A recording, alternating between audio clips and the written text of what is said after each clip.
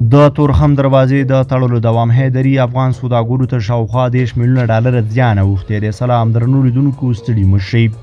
په تېره یوه اونۍ کې د تورخم دروازې له تړل کېدو سره افغان سوداګرو ته شاوخوا 10 میلیونه ډالر زیان اوښتی دی. د 8 ورځو په تېرېدو سره لا هم د تورخم دروازه تړلې ده. په افغانستان کې د تازه میوو او سبزیو د سوداګرو ټولنه وایي په یاده موده کې زیات شمېر افغان سوداګرو ته درانه مالي زیانونه اوښتي دي. د دې ټولنې د عامل پلاوي مشر حاجي امید حیدري د چهارشنبې په ورځ ازادي راډیو ته وویل په دواړو خواو کې د ولاړو لاریو ډېره برخه تازه میوې او سبزي دي چې ټول خراب شوي دي.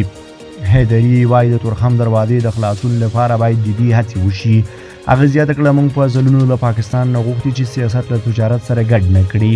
دا باید بیل شي تر څو تجارت زیان ونه ویني.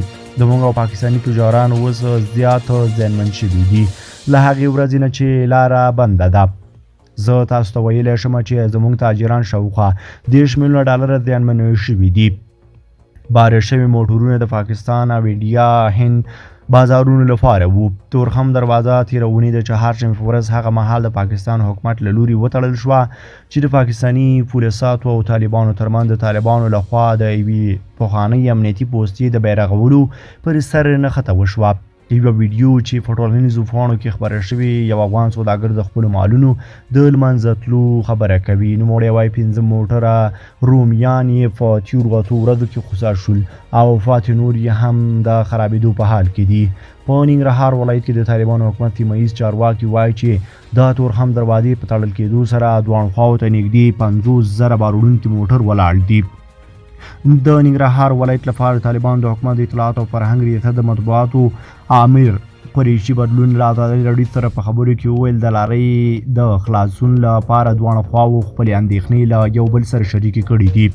هغه وایي تر اوسه پورې هماغه لومړنۍ ناسته شوې ده. زموږ کمیسار له پاکستاني چارواکو سره په تورخم کې مذاکرات وکړل او خپلې اندېښنې او ستونزې یې شریکې کړې، خو بیا ناسته نه ده شوې. د سفارتونو په کچه ناستې شوې دي. هلته په اسلام آباد کې زموږ سفیر له یو شمېر چارواکو سره ګوري. د قریشي بدلون په خبره هڅه کیږي چې دغه لاره ژر تر ژره پرانیستل شي.